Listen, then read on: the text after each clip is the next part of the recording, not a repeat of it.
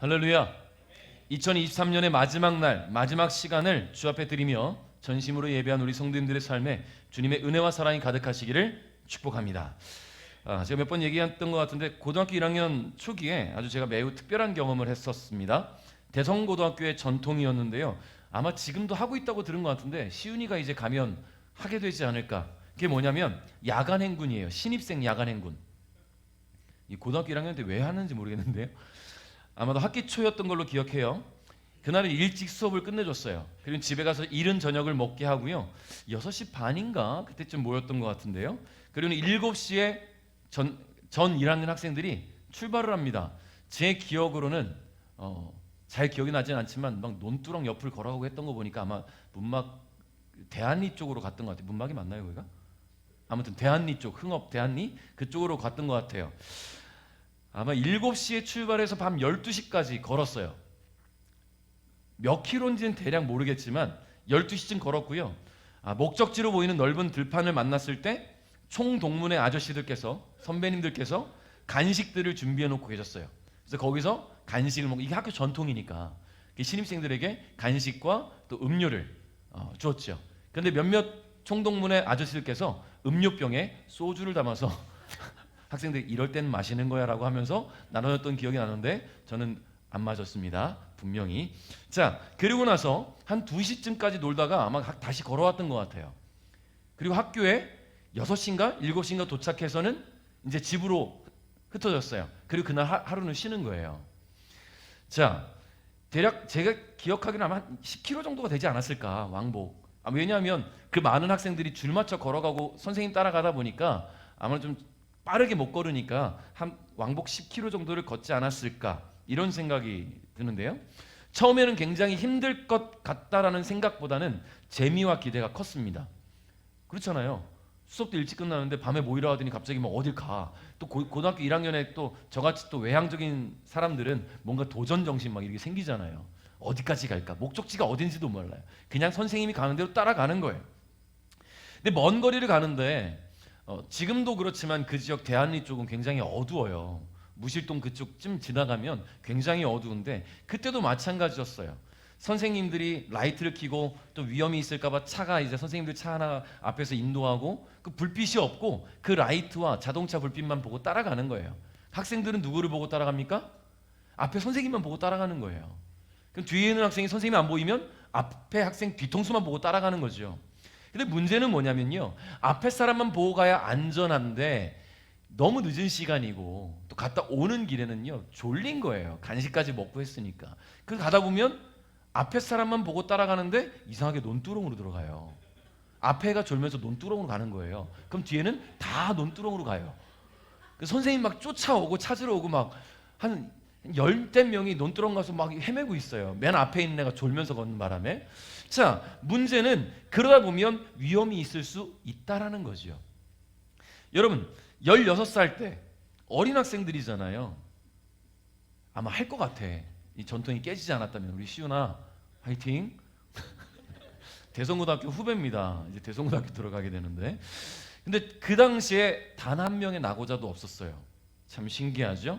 야간 행군을 잘 끝냈던 기억이 나요. 힘든 시간이었지만 매우 성취감이 있었고 뿌듯했던 시간이었는데요. 이런 생각을 하게 됩니다. 길을 걸을 때는 앞을 잘 보고 걸어야 된다. 물론 주위를 둘러보면서 안전한지 위험 요소는 없는지 잘 찾아봐야겠죠. 그런데 중요한 것은요.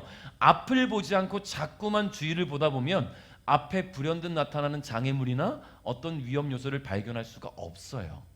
위험할 수가 있다라는 거지요.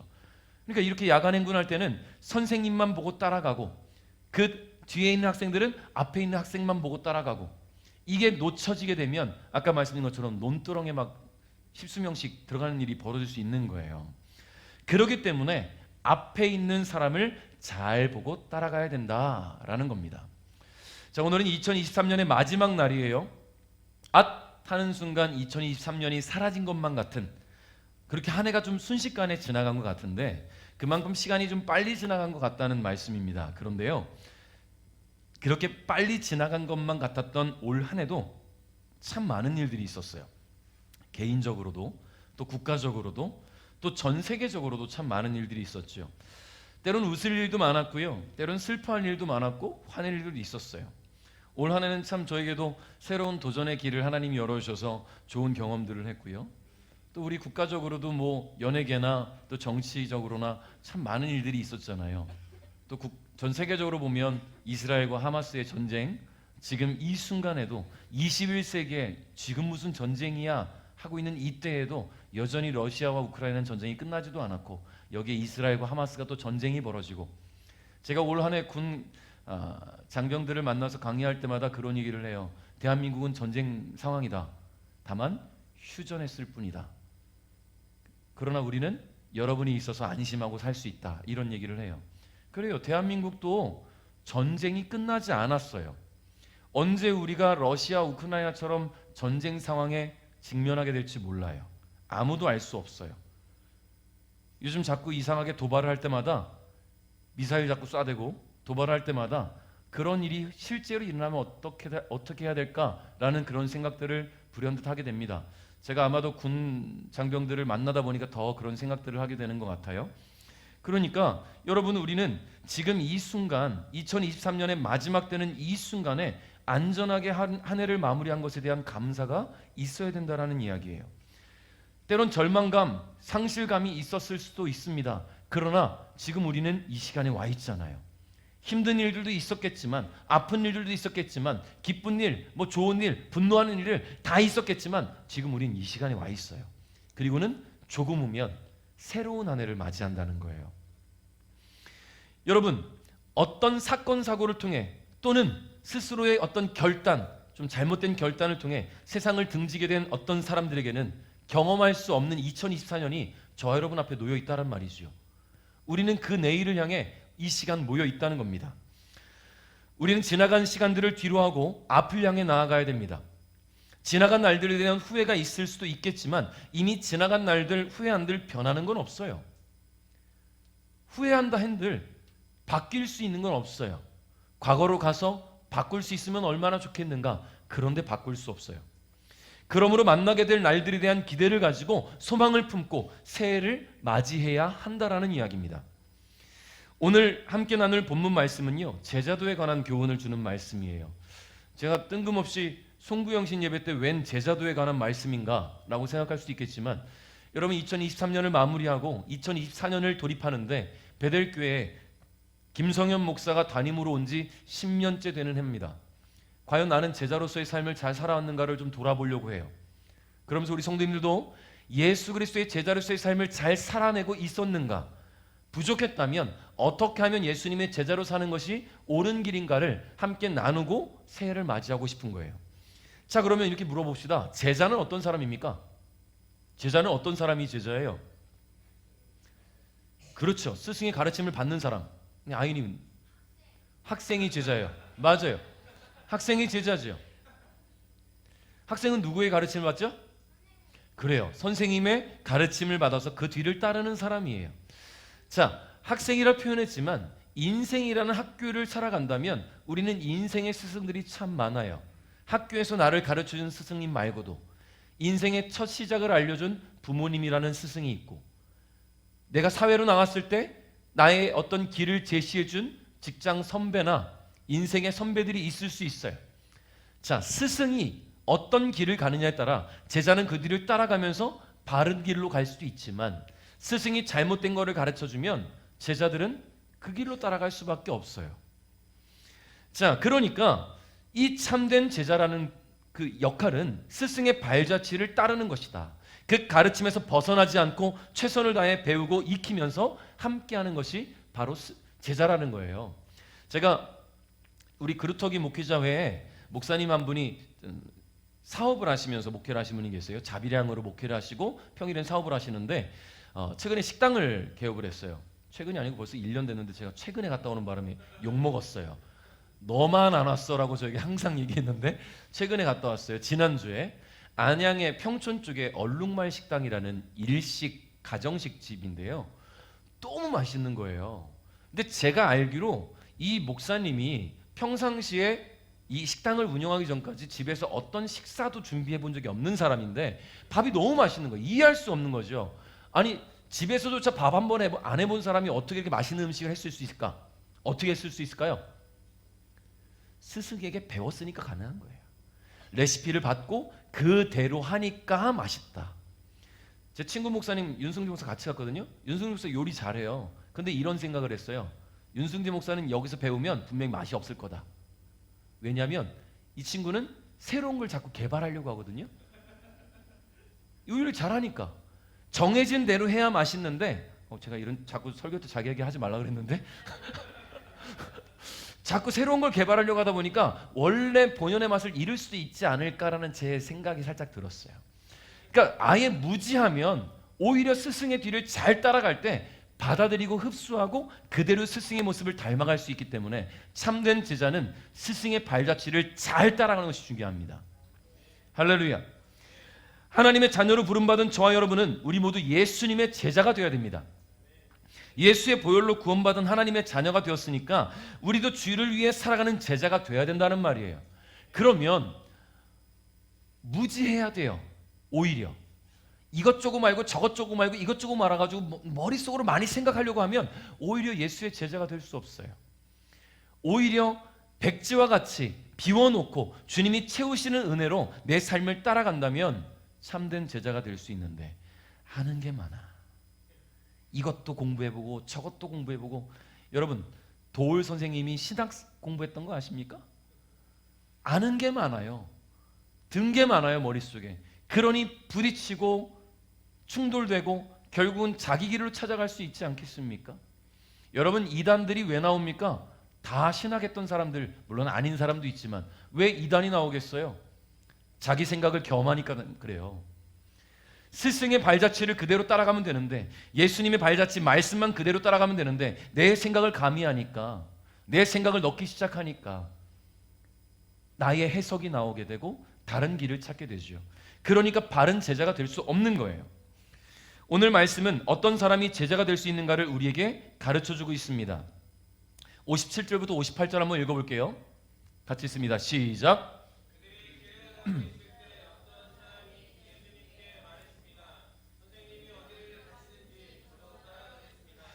예수님께서 그에게 말씀하셨습니다. 여우도 굴이 있고 하늘의 새들도 둥지가 있다. 그러나 인자는 머리를 둘 곳이 없다. 아멘. 제 목소리 오늘 괜찮습니까? 괜찮아요? 다행이에요. 아까 제가 4시부터 1시간 동안 소리 잡느라고 드디어 잡았어요. 사운드가 이제 좀 괜찮아진 것 같아요. 제가 힘들지 않아요. 지금 너무 괜찮은 것 같아요. 자, 오늘 낮에는 힘들었거든요. 제가 목소리가 제가 잘 안 들려서. 자, 우리는 모두 각자의 삶이 있어요. 그리고 그 각자의 삶을 만들어가는 것은 누구의 몫입니까? 내 몫이에요. 그렇죠? 내 삶을 만들어가는 것은. 그런데 그리스도인들, 즉 예수 그리스도의 제자의 삶을 살아가는 사람은 삶의 목적이 주를 향해 있어야 된다는 거예요. 다시 말해서 내가 만들어가는 나의 삶이 아니라 주님께서 만들어가 주시는 주를 위한 삶이 되어야 된다는 것입니다. 예수께서 예루살렘에 들어가시는데 한 사람이 다가와서 예수님께 말했어요. 선생님, 어디를 가시든 따라가겠습니다. 여러분 그런 말씀할 수 있죠. 여러분 이 사람이 예수님을 향해서 어디든 따라가겠다라고 말한 데는 다 이유가 있을 겁니다. 여러분 오늘 본문이 9장 57절부터 62절인데요. 그 앞에 누가복음 6장부터 한번 거슬러 올라갈까요? 어떤 이야기들이 있는지. 누가복음 6장에는요. 안식일에 오른손이 오그라든 사람을 예수님께서 고치셨어요.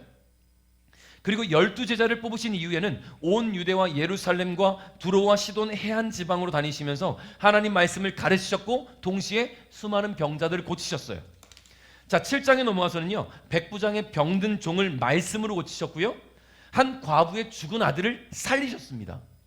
그리고 8장에서는 갈릴리 호수 위에서 불어오는 풍랑을 말씀으로 잠잠하게 하셨고 거라사 지방에 가셔서는 군대 귀신 들린 사람을 고쳐주셨어요.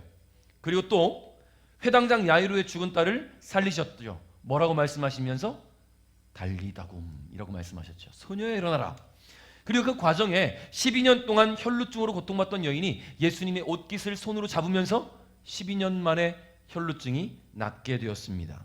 9장에 넘어와서는요, 보리빵 5개와 물고기 2마리로 성인 남성만 5,000명, 노인과 여자 아이들까지 대략 2만 명 정도 되는 사람들이 배불리 먹고 12광주리를 남게 하셨어요. 그리고 귀신 들린 한 소년을 고치시기도 하셨지요. 여러분, 이런 예수님에 대한 소문이 안 퍼졌겠습니까? 지금 이 사람이 예수님을 따르겠다고 고백하는 데는 이유가 다 있다라는 거예요. 예수님만 따라간다면 먹고 살 일은 걱정 없겠구나. 병들 일은 없겠구나. 예수님만 따라간다면 내 삶에 뭐라도 생기겠지. 여러분, 제가 이 사람을 만나보지 않아서 그 사람이 어떤 목적으로 이런 말을 했는지 모르겠지만 제가 감히 예상해 보긴 그래요. 수많은 사람들이 있었으니까. 그 수많은 사람들이 예수님 따라가겠다고 할 사람이 얼마나 많겠습니까? 잘 나가는 어떤 유명인이 있으면 수많은 사람들이 몰려들잖아요. 그리고 그 사람에게서 뭔가를 배우고 어떤 것을 뽑아 먹을까 연구하고 제자가 되고 싶어 합니다. 예수님은 안 그랬겠습니까? 사람을 살리고 병든 자를 고치시는데 얼마나 많은 사람들이 따르고 싶어 했겠어요. 여러분, 그는 예수가 어떤 사람인지에 대한 적어도 확신은 있었어요. 이 사람 따라가면 먹고 살 일 걱정 없겠다. 병들어서 죽을 일 없겠다. 확신이 있는 거예요. 그런데 예수님께서 참 뜬금없는 말씀을 하시죠. 58절에 보니까 여우도 굴이 있고 하늘의 새들도 둥지가 있다. 그러나 인자는 머리를 둘 곳이 없다. 자, 여러분, 왜 이런 말씀을 하셨을까요? 질척거리는 게 싫으니까 좀 끊어내려고 그랬을까요, 예수님이? 예수님을 따르고자 하는 사람은요, 세상의 가치 기준을 따르는 안정된 삶을 버려야 된다는 거예요.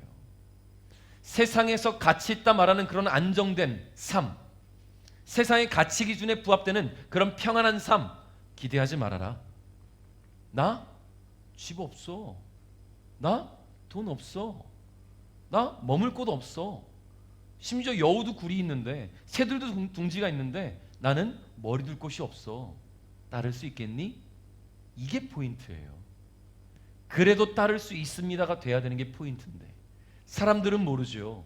예수님이 나가서 선포하고 고치고 살리는 것만 봤지 예수님이 어떤 평상시 어떤 삶을 사시다가 짠하고 나타나실지 어떻게 알아요? 그렇지 않습니까?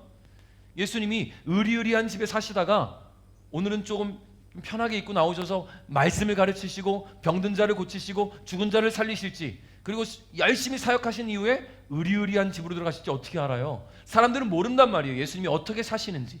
그러니 눈앞에 보이는 예수님이 행하셨던 일들만 보고 예수님을 점쳐보는 거예요. 이런 분일 것이다. 근데 예수님께서 말씀해 주세요. 안정된 삶 포기할 수 있겠니?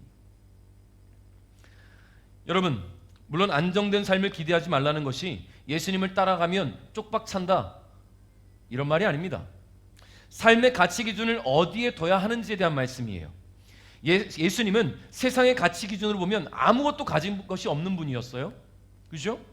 예수님 뭐 돈이 있으셨습니까? 집이 있으셨습니까? 크고 멋진 말 한 필이라도 있었습니까? 예수님은 아무것도 가진 것이 없는 분이셨어요. 그런데 예수님은요, 다 가진 분이셨어요. 신기하죠? 아이러니하죠? 아무것도 없는 분인데 다 가진 분이었다. 하나님의 아들이시고 온 우주 만물의 주인이시고 온 세계를 다스리는 통치자셨어요. 오늘 예수님을 찾아온 사람은 그런 예수님을 따르면 뭐라도 하나 차지할 수 있지 않을까? 예수님만 따라가면 안정된 삶을 찾게 되지 않을까? 예수님만 따라가면 먹고 사는 문제가 걱정 없지 않을까? 이런 생각으로 예수님을 따라가고자 했는데 예수님은 그 마음을 이미 알고 계셨던 것이지요. 그래서 인자는 머리 둘 곳이 없다라고 말씀하신 겁니다. 성도 여러분, 예수님을 통해서 뭔가 안정된 삶을 얻게 될 거라고 기대하지 마십시오. 죄송합니다. 예수님 그런 분 아니더라고요. 우리는 예수님만으로 마음이 안정돼야 돼요. 예수님만으로. 그리고 그 예수님만으로 삶이 안정돼야 될 줄 믿습니다. 우리의 삶에 채워지는 복 기대하면 좋지요. 근데 그건 주님께서 원하실 때 주님의 때에 이루어지는 것이지 내가 주님만 따라가면 다 이루어진다? 여러분 그렇게 생각하지 않기를 바랍니다. 예수님께 모든 것을 내 삶을 맡길 수 있을 때에 주님이 주시는 복을 나눌 수가 있는 거예요. 여러분 내 삶의 역량이 주님께 주시는 은혜의 역량을 내가 잘 꾸려나갈 수 없는 그렇게 믿음이 준비되지 않은 상태에서 주님은 퍼부어 주시지 않아요. 믿음의 역량이 준비되지 않았을 때 하나님께서 막 부어주시면 그 믿음이 따라가질 못해요. 그럼 어떻게 될까요? 물질은 생기고 삶이 막 넉넉해지고 신앙 버려요. 많이 봤습니다. 그런 분들. 주님께 온전히 내 것 다 맡겨드릴 수 있는 그런 삶이 될 때 주님은 그 삶을 변화시켜 주신다는 것을 기억하시기 바랍니다. 그러므로 주님께 선하신 길로, 바른 길로, 옳은 길로, 평안한 길로 인도할 것을 믿고 주님께 모든 것을 맡길 수 있기를 주님의 이름으로 축복합니다. 59절부터 60절 읽겠습니다. 시작.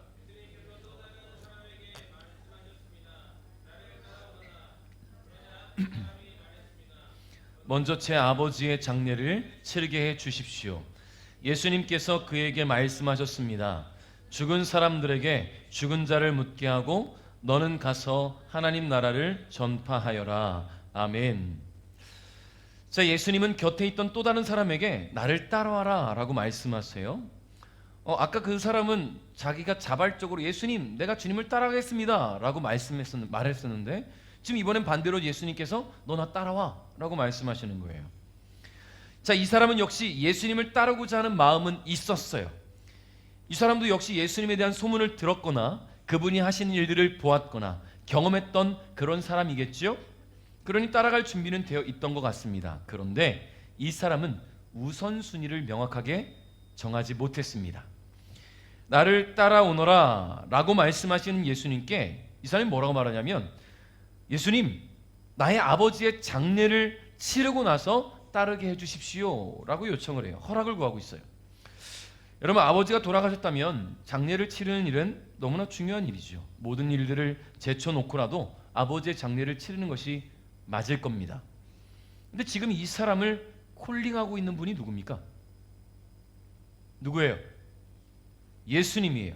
온 만물의 주관자이시자 온 세상을 다스리는 통치자 우리를 죄와 사망으로부터 구원하신 하나님의 아들이십니다. 그러면 무엇이 우선순위가 돼야 된단 말이에요? 예수님이에요. 여러분 그렇게 할 수 있습니까? 할 수 있겠어요? 자, 중요한 걸 놓치면 안 돼요. 아버지가 돌아가셨어요. 장례를 지내야 돼. 예수님, 아버지 장례를 지내고 따라갈게요. 근데 예수님을 먼저 선택하면 아버지 장례는 어떻게 합니까? 근데 예수님이 어떤 분이에요? 죽은 자를 살리시는 분이에요. 봤던 거잖아요. 경험했잖아요. 예수님 병든 자 고치고 죽은 자 살리는 것을 들어왔잖아요. 그런데 아버지의 장례를 내가 치러야 된다. 우선순위가 바뀌었어요. 주님께 맡겨드리지 못하고 있는 거예요. 주님이 과부의 죽은 아들을 살리셨잖아요. 그게 소문이 퍼졌다면 내 아버지도 주님께 맡겨드리면 살릴 수 있다는 것은 기대할 수도 있지 않겠습니까? 설사 주님이 내 아버지를 살리지 않더라도 주님께서 내 아버지의 영을 하나님 품으로 안게 해줄 것을 기대하면서 주님께서 맡기신 일들을 따라가면 되는데 내 생각이 앞서는 거예요. 우선순위. 예수님은 삶과 죽음을 다스리는 분이십니다. 병든 자를 고치시고 눈먼 자를 눈뜨게 하시고 앉은 뱅이를 일으키시는 분이에요. 죽은 자도 살리신 예수님께서 나를 따라오라고 먼저 부르셨다면 돌아가신 아버지에 대해서는 주님께 맡겨드리고 주님을 따라가야 된다는 것이죠. 성도 여러분, 예수님 앞에서 이리 재고 저리 재고 뭐가 이익일까 뭐가 유익할까 고민하지 않기를 바랍니다. 예수님을 삶의 최우선으로 두고 주님을 따를 때에 주님께서 나의 모든 것을 당신의 선하신 뜻대로 인도해 가실 거예요. 그런 믿음으로 주님을 따르는 것이 제자의 삶이라는 것을 잊지 않기를 바랍니다. 61절부터 62절 또 읽겠습니다. 시작. 또 다른 사람이 말했습니다. 주님, 저는 따라가겠습니다. 다만 먼저 가족들에게 작별 인사를 하게 해 주십시오. 예수님께서 그에게 말씀하셨습니다. 누구든지 쟁기를 잡고 뒤를 돌아보는 사람은 하나님 나라에 알맞지 않다. 아멘. 자, 그때 또 다른 사람이 자발적으로 주님을 따르겠다고 말했어요. 근데 이 사람은 가족들에게 작별 인사를 할 시간을 달라고 합니다. 이 사람 역시 두 번째 사람과 마찬가지로 우선순위가 명확하지 않았어요. 그런데 이 사람은 우선순위가 문제가 아니었습니다. 예수님께서 뭐라고 하시는지 다시 한번 보세요. 누구든지 쟁기를 잡고 뒤를 돌아보는 사람은 하나님 나라에 알맞지 않다라고 말씀하셨어요. 여러분, 이게 무슨 뜻으로 이런 말씀을 하신 걸까요? 전 농사를 잘 알지는 못하지만 TV를 통해서 보면 농사를 할 때 밭 이랑을 만들잖아요. 그래야지 여기다 이제 뭐 모종 뭐 심으니까. 자, 그럼 밭 이랑을 만들기 위해서는 뭐가 필요합니까? 쟁기가 필요해요. 쟁기. 이렇게 생겼더라고요. 우리나라 옛날 농기구 쟁기가. 자, 뭐 요즘이야 편하게 트랙터로 쭉 밀어버리면 금방 끝날 일이지만 과거에는 소에 쟁기를 달아서 뒤에서 사람이 이제 소가 앞으로 가면 잘 끌고 따라가면 이랑이 만들어지는 거예요. 근데 쟁기를 이용할 때 주의할 점이 있어요. 앞을 잘 봐야 된다는 것이죠. 소가 지멋대로 가지 못하도록 잘 끌어야 되는 거예요. 근데 내가 뒤가 잘 만들어졌나 똑바로? 이러고 하는 사이에 이렇게 가버리면 어떡합니까? 다시 시작해야 되는 거예요. 내가 뒤에가 올곧게 이랑이 만들어졌는가 이걸 확인하려고 하다 보면 앞으로 가야 될 길이 어긋날 수 있다는 거예요. 잘못 갈 수 있다는 것이죠. 뒤를 돌아보면 안 된다는 거예요. 앞을 보고 가야 되는 것이죠. 여러분, 그러니까 쟁기를 잡고 뒤를 돌아보는 사람은 이랑을 잘 만들 수가 없습니다. 그런데 예수님은 이런 사람은 하나님 나라에 알맞지 않다고 말씀하셨어요.